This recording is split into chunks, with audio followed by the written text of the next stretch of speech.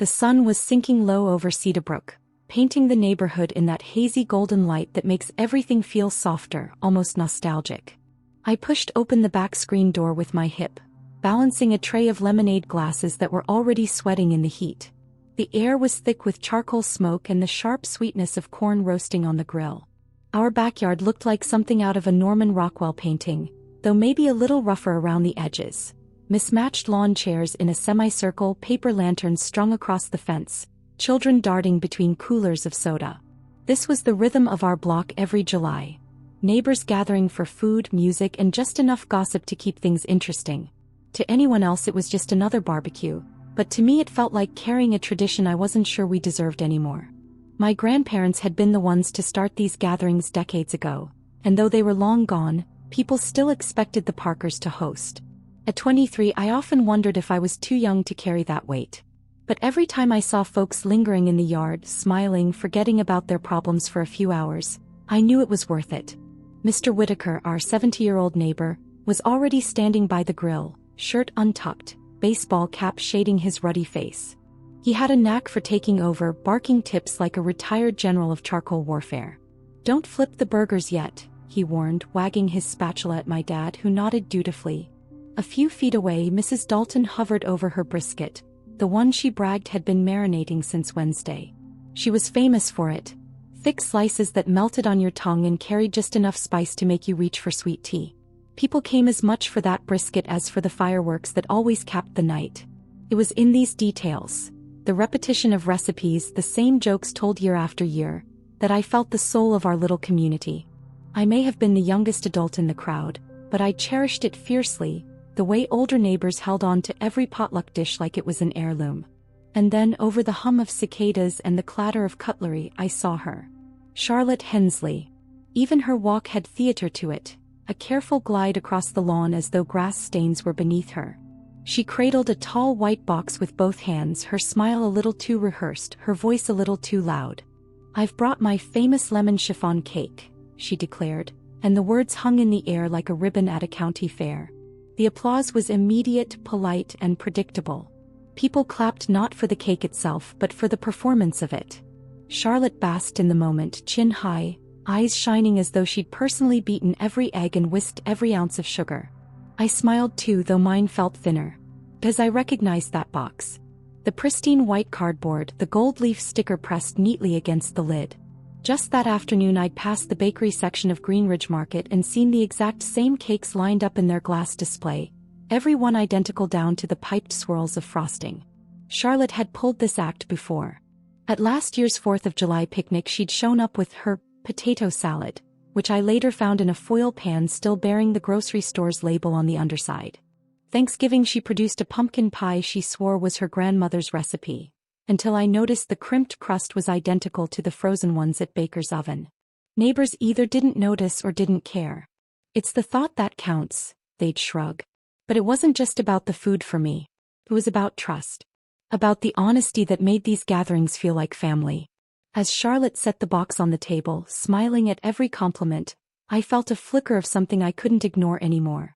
Maybe irritation, maybe defiance. I didn't know if tonight was the right night, but I knew one thing for certain. If I kept quiet, I'd be letting her little play rewrite the story of who we were as a community. And I wasn't going to let that happen. By 10 that morning, the heat had already settled over Cedarbrook like a warm quilt. I drove to Greenridge Market for the usual last-minute errands. Extra charcoal, ice, a bundle of sunflowers for the patio table because my mother swears flowers make people stay longer. The market smelled like coffee and peaches, and the soft jazz they always play made the aisles feel slower, more deliberate, as if you were meant to think carefully about who you were feeding. I wasn't thinking carefully. I was thinking about list. Hot dog buns, check. Mustard, the grainy kind Mr. Whitaker likes, check. Cups, forks, a new lighter because the old one had somehow vanished into the same dimension as lost socks. Then as I turned past the bakery case, I stopped so abruptly a woman behind me bumped her cart into mine. There they were. 4 perfectly frosted lemon chiffon cakes, each under a clear dome, each perched on a white cardboard pedestal like a debutante on a staircase. The label was unmistakable, a small round gold sticker with Greenridge's cursive G pressed into it. The sugar crystals along the edge caught the light in a way that felt familiar. I leaned in and read the tiny print on the placard. Lemon chiffon. House recipe Meyer lemon curd vanilla sponge. House recipe. Sure. I didn't have a problem with the bakery claiming its own work. I had a problem with someone else claiming it. Beautiful, aren't they? Said the girl behind the counter, her name tag reading Mara in tidy block letters. They are, I said. Do people usually pass them off as homemade? Mara laughed. You have no idea. She leaned closer, conspiratorial. We sell out every weekend in the summer. Potlucks bring out the best in our cakes and the worst in people's honesty. I smiled despite myself. I bought ice and soda and paid for the sunflowers. Then I did something that felt small but not insignificant. I took out my phone and snapped a photo of the cakes in the case. The gold sticker, the piping, the placard. Not to post, not to share. Just to remember what truth looked like before it got carried across my lawn in a white box. On the drive home I tried to talk myself out of caring. Who was I to be the dessert police? People are busy. Not everyone has time to whip egg whites by hand. The annoyance I felt wasn't about effort. It was about the performance. The way Charlotte tilted her chin when she said, "My famous." The way she tucked the box under the table as if the packaging itself were a bad word. At a red light, I remembered last Thanksgiving standing at our sink rinsing plates while the other neighbors said their goodnights. Charlotte had left early, claiming an early flight to Vermont. I lifted the trash lid to toss a stack of napkins, and there, flattened and carefully wedged under paper towels, was a pie box from Baker's Oven. I pulled it free, the lid still dusted with cinnamon sugar. On the side, a date was stamped in ink. The same date as our dinner. It's the thought that counts, my mother had said when I told her. She's trying to belong, Natalie. Some people don't know how to say they want that. I wanted to believe Mom was right. Belonging is messy. People borrow recipes, jokes, sometimes even small bits of identity until something authentic grows underneath. But year after year, Charlotte never let anything honest grow. She tended her image the way she tended the roses along her front walk. Beautiful, manicured, and oddly scentless. Back home, I hauled the ice into coolers, trimmed the sunflowers and set them into a mason jar, and ran the hose over the patio so it wouldn't feel dusty under bare feet. I checked the string lights, untangled 2 strands, and stepped back to see the yard the way our neighbors would. Green patchwork lawn, chatter drifting from the open kitchen windows, the comfort of familiar faces. This was the part of Cedarbrook I loved and was a little scared to lose. The part where we all pretended we were one big sprawling family, and sometimes, if the light was right, it felt true. Around noon, Mrs. Dalton rang the bell. She never texted, she rang as if telephones were still nailed to kitchen walls. I opened the door and the smell of spice and smoke and something warm enough to be love rolled in with her. "Help me with this pan, honey," she said, and I followed her to the trunk of her car where a covered roasting pan waited like a treasure chest. We carried it in together, set it on the stovetop, and she tugged off one edge of foil. Steam kissed my face. "You outdid yourself," I said, meaning it. "Only because I've been outdone before," she said, eyes twinkling. "Old women learn their lessons the long way." I hesitated. "Mrs. Dalton, last Thanksgiving. The pie." She said, eyes not leaving the brisket. "Store-bought." And then a little speech about Grandma's crust. "I remember. Does it bother you?" She replaced the foil and turned to me. "You know what bothers me? Not the bakery. I've bought bakery things many a time.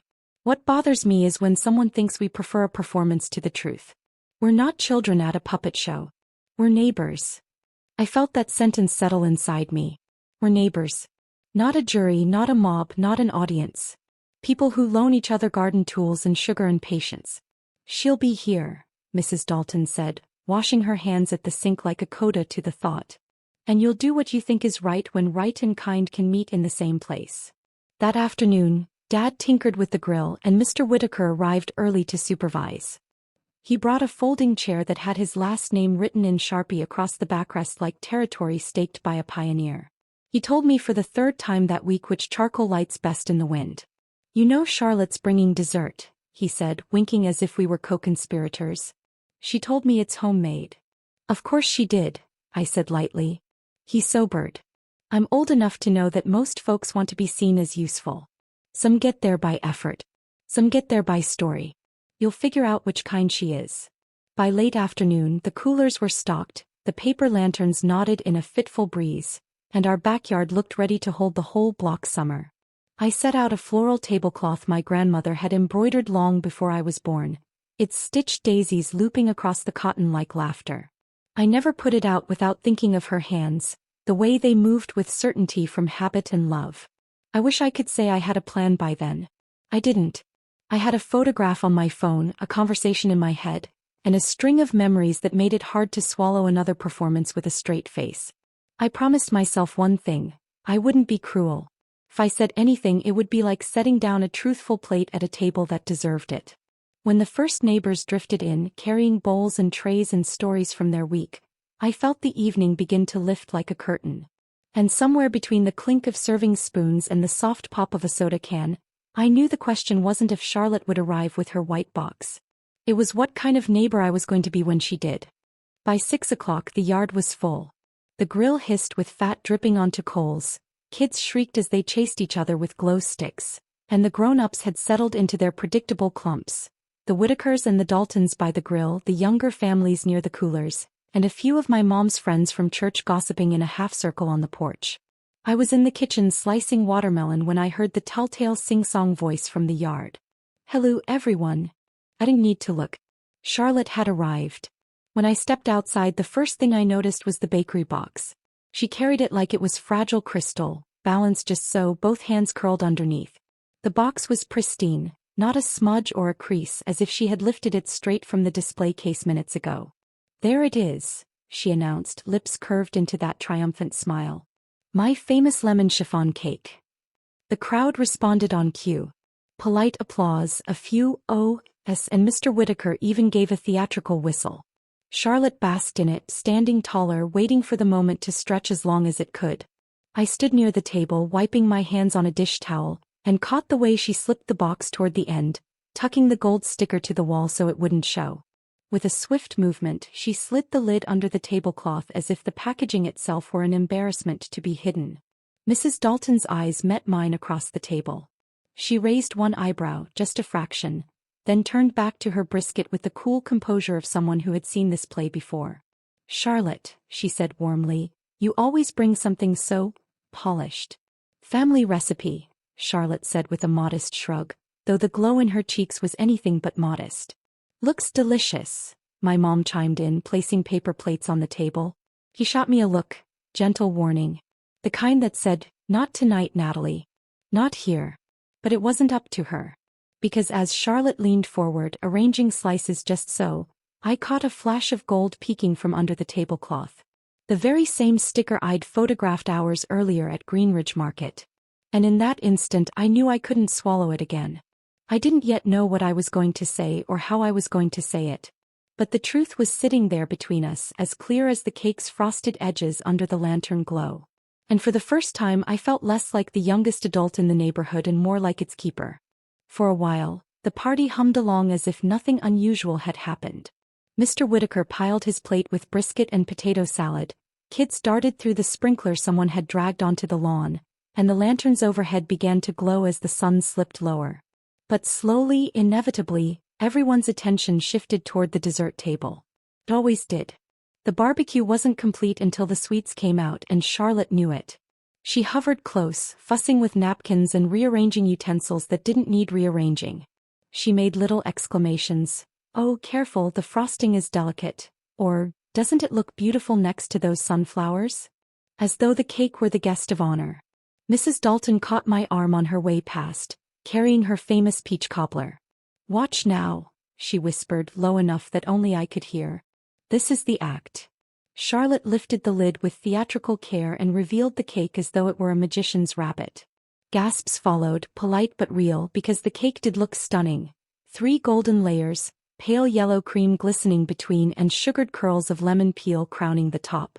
"Charlotte, it's gorgeous," cooed Mrs. Jennings from the porch. "I don't know how you find the time."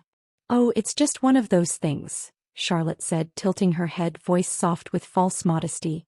"Once you know the secret, it's really quite simple." Neighbors leaned closer, plates extended. Charlotte handed out slices with the practiced smile of a hostess at a country club luncheon. Mr. Whitaker took a generous piece and closed his eyes after the first bite. "Now that," he declared, "is a cake." Laughter followed. Charlotte glowed brighter, soaking in the compliments like sunlight. I stayed back, arms folded, dish towel still looped through my hand. Each praise landed heavier than the last. So moist. Better than last year's. You should write a cookbook.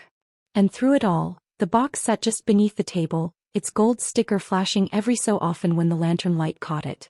A small, stubborn piece of truth hiding in plain sight.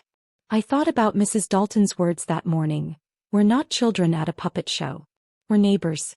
And Mr. Whitaker's. Some get there by effort. Some get there by story.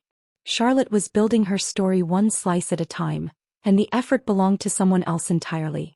Finally, someone pressed a plate into my hand, a neat wedge of chiffon cake, its lemon filling gleaming. I lifted my fork, but my stomach twisted. Because all I could taste even before the bite was the lie. Across the table, Charlotte caught my eye. Her smile flickered just for a second, the way a stage light sputters before it burns out. And I knew, the moment to speak was coming, whether I was ready or not. The night air had turned soft and heavy, the kind that made voices carry just a little farther than you expected. The grill had gone quiet, the kids were sprawled on blankets with juice boxes, and the adults clustered near the long folding tables, plates balanced on laps. The last of Charlotte's cake was being served, its once perfect layers now a half-empty pedestal of crumbs and frosting. Compliments floated like confetti. Charlotte, that lemon curd is unbelievable. I swear you must spend hours whisking. You really should enter the county fair competition. She laughed lightly at each one, waving her hand as if modesty were tugging her down even as pride lifted her higher. Oh, it's just something I picked up from my grandmother, she said. The trick is in the folding. The folding. I nearly choked on the word. Folding egg whites was the kind of phrase she had plucked from a magazine article, not from experience. Her hands were too perfectly manicured, her kitchen too perfectly staged for photos but never for mess. I glanced down at the end of the table where the bakery box rested beneath the cloth. One corner had slipped free and there it was, the gold G of Greenridge Market shining in the lantern light, almost winking at me. I took a slow breath. My mother was across the yard, deep in conversation, but she felt it somehow. Her eyes flicked to mine and I saw her small shake of the head. Not tonight, Natalie. Let it be. But I couldn't. Not anymore. I rose from my chair, plate in hand, and walked toward the dessert table. A hush fell, subtle but real, the way conversations pause when they sense a shift in the air. Charlotte turned to me, lips parting in that polished smile. Would you like another slice, Natalie? It seems to be quite the hit. I set my plate down carefully. No thank you, I said, keeping my voice even. But I did want to say something. Her smile stiffened, the edges brittle. This cake, I continued, lifting the box from beneath the table, is truly beautiful. But I couldn't help noticing. I turned it so the sticker caught the light, unmistakable. That Greenridge Market makes a very similar one. In fact, I saw it this morning. Gasps, murmurs, a shifting of feet on the grass. Someone coughed. Mrs. Dalton pursed her lips but said nothing. Mr. Whitaker leaned back in his chair, eyebrows climbing. Charlotte's cheeks flushed a deep, mottled pink.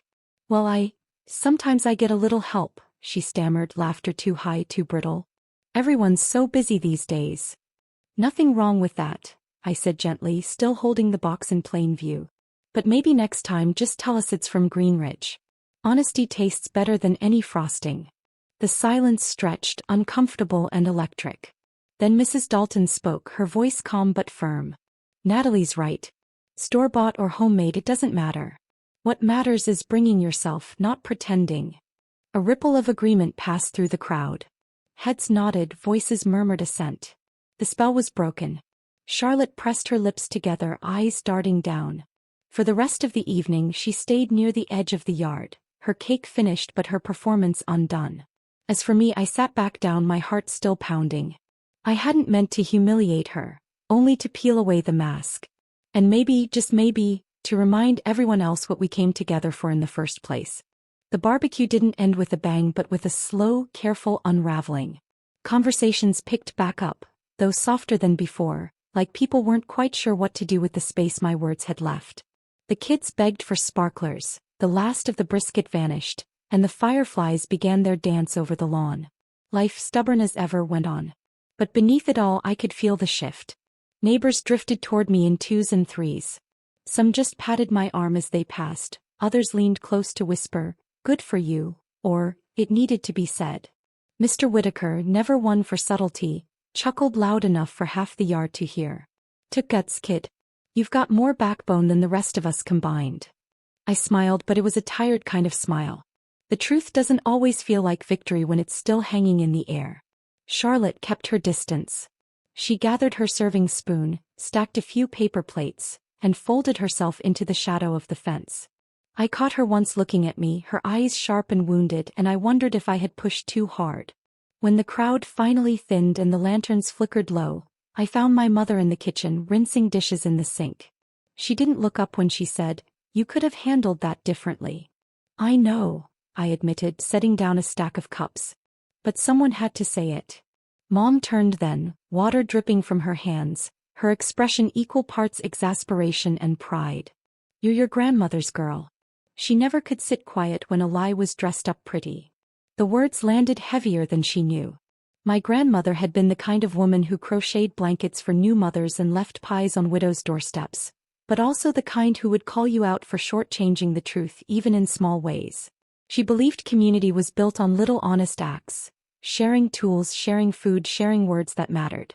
I wiped the counter in slow circles, replaying the scene in my head. The flash of the sticker, the hush, Charlotte's flushed cheeks. A part of me ached for her humiliation. Another part whispered that maybe, just maybe, humiliation was the only way the mask would finally crack. When the last neighbor left and the backyard was quiet but for the hum of the crickets, I stepped outside one more time. The folding tables were bare, the grass trampled flat where children had played. And yet the yard felt lighter, as if the truth itself had cleared the air. I didn't know what Charlotte would bring next year. Maybe another store-bought dish, maybe nothing at all. But I knew this. Whatever came, it would be set down honest. And for Cedarbrook, that was enough. By the time August rolled in, the barbecue had faded into memory, at least on the surface. Lawns were cut short against the heat, kids set up lemonade stands at the corner, and neighbors waved from porches like nothing had changed. But I could feel it. The tiniest shift, the way conversations carried a new undercurrent. Charlotte hadn't disappeared, but she had softened. At the next church potluck, she arrived with a tray of neatly wrapped brownies. When someone asked if she'd baked them, she laughed. Really laughed, not the polished version, and said, "Nope, Costco did. But I cut them myself, so maybe that counts." The room chuckled, and just like that, the tension dissolved. It wasn't redemption, not exactly, but it was honesty. And it was a start. People remembered, though. I caught them glancing at me when dessert tables were set up, as if to check whether I approved of what was on display. I didn't want that power, but maybe it wasn't about power at all. Maybe it was about permission. Permission to admit you didn't have time to bake, permission to show up imperfect but truthful. Even Mr. Whitaker mentioned it one evening while watering his roses. "You know," he said, leaning on the fence between our yards, "sometimes the smallest truth changes the biggest habits. Folks are buying less frosting and a little more honesty these days." My mom still teased me about blowing up the barbecue, but I noticed the pride in her eyes when she told the story to her friends. She always added, "Natalie's got her grandmother's spirit. That girl never let nonsense slide." Me. I thought a lot about what it meant to belong. Not just to sit in a circle of lawn chairs and share food, but to be known for who you really are without packaging or polish. Charlotte had taught me something, though not in the way she intended. Belonging doesn't come from applause, or from a cake dressed up with gold stickers.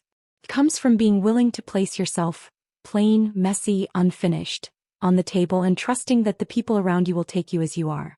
The next barbecue would come as it always did. But when it did, I knew Cedarbrook would taste just a little different. Summer finally gave way to crisp September air, the kind that smells faintly of wood smoke and fresh notebooks. The lanterns from the barbecue were packed away in the garage, and the lawn had recovered from a season of footsteps and folding chairs. Life in Cedarbrook slipped back into its steady rhythm. And yet something lingered in me. Not guilt, not triumph, something quieter. A sense that truth once spoken aloud doesn't vanish. It settles like roots and it changes the soil around it. I still thought about Charlotte, about the look on her face that night. For weeks I wondered if I'd done more harm than good. But then I'd see her on her porch, waving at neighbors without the same air of performance, and I realized the truth hadn't broken her. It had given her space to be real if she wanted it. Maybe that was the lesson my grandmother had always tried to teach. Honesty isn't about catching people in lies. It's about building something solid enough to stand on so the next generation, even someone as young as me, can carry it forward. So yes, the cake was store-bought. But the moment it created, that was ours. Cedarbrook's. A reminder that communities don't need perfection, only presence. And as I looked across our street where the maples were just beginning to turn red, I felt it deep in my chest. The certainty that belonging tastes sweetest when it's real.